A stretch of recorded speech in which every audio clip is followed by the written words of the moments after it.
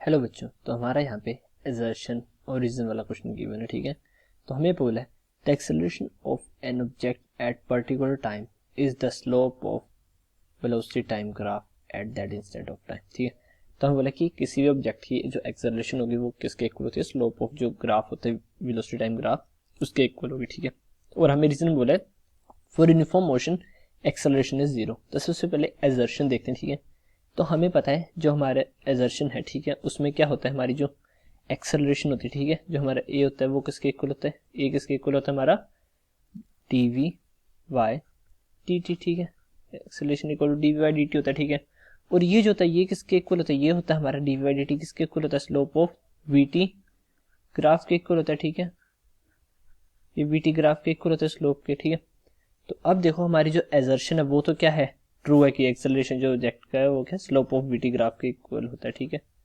तो ये हमारा ट्रू है। ठीक है, अब देखो रीजन क्या है, for uniform motion acceleration zero. ठीक है, तो ये भी हमारा ट्रू है कि यूनिफॉर्म मोशन के लिए जो एक्सेलरेशन होती है वो किसके इक्वल होती है, ट्रू होती है।